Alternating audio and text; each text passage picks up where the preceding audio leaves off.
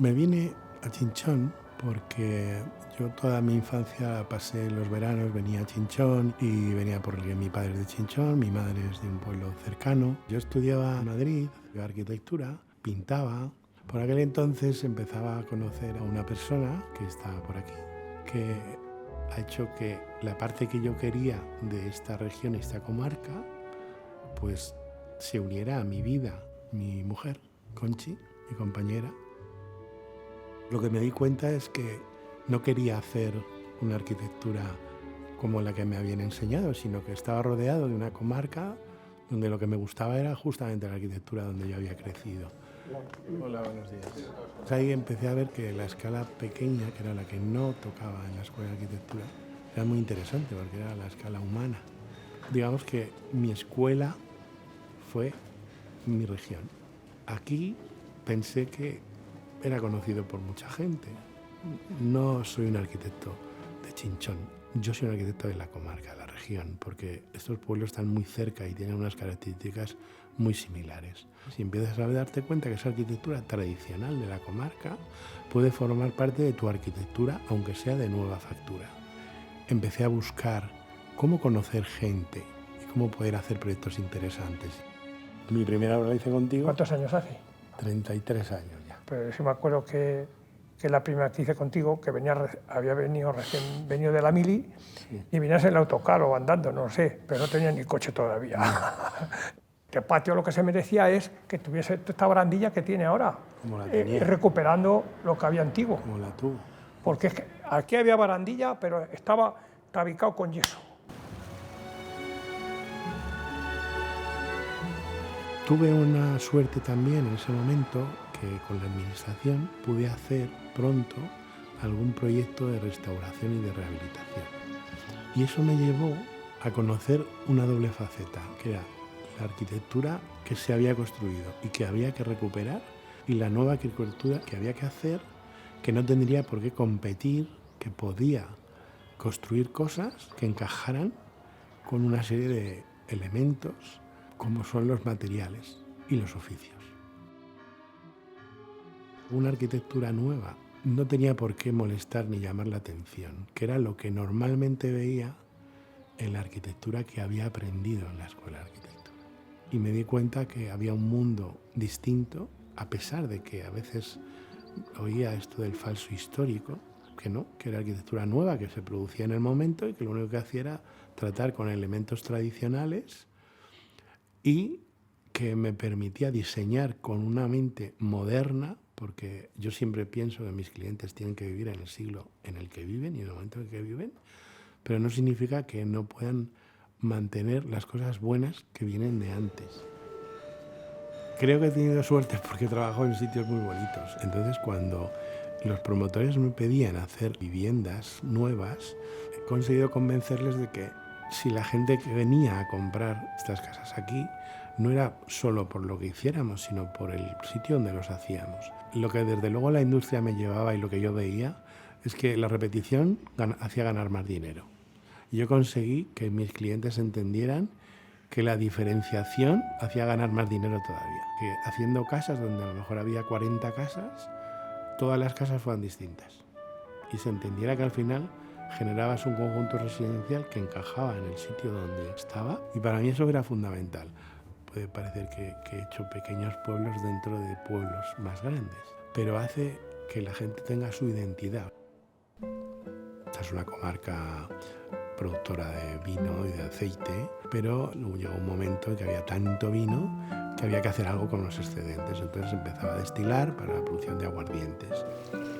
La chimenea en realidad era una fábrica alcoholera. Al estudiar la chimenea me di cuenta de que había algunas cosas que se podían reutilizar, como la propia chimenea, y la idea sobre todo de un gran espacio central donde albergar lo que pedía mi cliente, que es que hubiera viviendas de piso, viviendas dúplex o chalecitos con su patio y locales comerciales. Y tenía algo muy interesante, que era un perímetro con una nave, con un muro muy potente que marcaba el límite del conjunto histórico que ya se había declarado en 1974.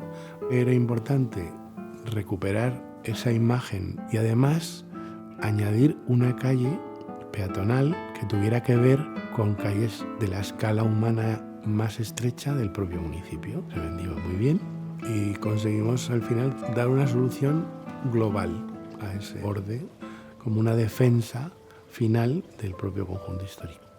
Eso también me parece importante, poder hacer esta arquitectura y que no sea arquitectura moderna. Y con estas estructuras que me gusta manejar, que son estas balconadas aprendidas un poco de la arquitectura tradicional de la plaza, de la zona, pero yo he creado un poco como mi propio modelo de balconada. La Condesa era un solar, o sea, era un aparcamiento, pero había unos desniveles que venían de la propia topografía que tiene Chinchón, de como dos vaguadas que acaban con los huertos en medio. O sea, era un espacio residual que había quedado de una promoción poco acertada, en mi opinión, que se llamaba Bloque Abierto en los años 70. Había que recuperar la traza de la calle desde esa arquitectura de bloque abierto. Y nos encontramos un manantial, lógicamente, porque tendría que venir el agua por esa vaguada. Entonces, esas diferencias de cota pues hace que se creen multitud de vistas dentro de un mismo edificio.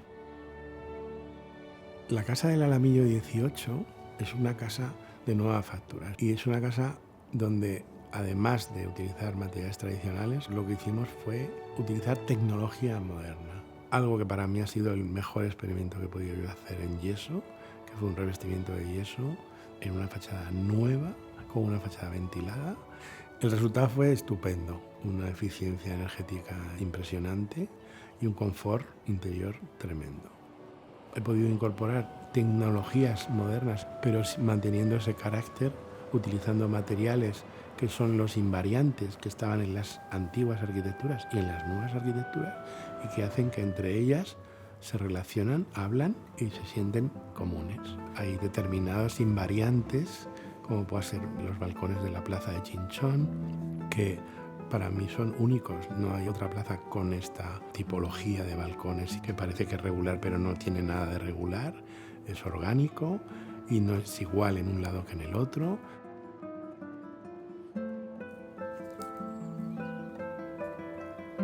También la plaza de Colmenares tiene esta vertiente de barranco en el medio, como le pasa a la plaza de Chinchón. Una plaza que se encuentra en un valle. Es un puente. La plaza de Chinchón es un relleno y la plaza de Colmenar es un puente. Originalmente había un puente de ladrillo que cruzaba dos barrios, lo que era el pueblo y el arrabal. Posteriormente se construyó en la época de Carlos III un puente muy largo que dio lugar a una explanada que se cerraba con unas fachadas de arquitectura tradicional. De hecho, todavía existe el túnel por debajo que se llama el Puente Zacatín. Y esta plaza y este túnel, ese puente, lo que sucede es que hay un viaje de agua por debajo de ese puente. Un arroyo histórico que acababa en unas huertas. Hoy día estamos inmersos en un proyecto y una restauración para recuperar los niveles originales de ese puente, para enlazarlo con unos jardines de muy bella factura, que son los jardines históricos, que se han restaurado hace ya bastantes años, a ver si podemos hacer que todo enlace y llegue hasta esas huertas de nuevo y podamos recuperar una zona de disfrute que antes era particular. Lo veo muy necesario el poder estudiar una solución a este entorno que tenemos en este lado de la plaza y la salida de lo que es el Zacatín. Podemos incluso plantearnos qué pasa con estas dos traseras de la plaza, tanto en el lado del Zacatín como en el lado de los jardines, sí, y ver si podríamos estudiar el futuro. Cuando tenemos este tipo de proyectos de la administración, a veces hay que reconocer el error, incluso desde la propia administración. Por ejemplo, está pasando en este sitio del acceso del Zacatín, donde te das cuenta que no tiene nada que ver el entorno con la solución que se dio y que por un tema de buscar una accesibilidad fácil de la época, hay soluciones de muros de piedra en seco que no tienen nada que ver con la zona, o de romper ejes, como le está pasando ahora mismo al acceso del Zacatín, que no encaja, o incluso tener espacios como un ascensor que acabamos viendo una manera de llegar a la plaza que ni se entiende ni se sabe cómo se comunica. hay que ver cómo resolver un asunto dentro del municipio con soluciones tradicionales, no con soluciones artificiales.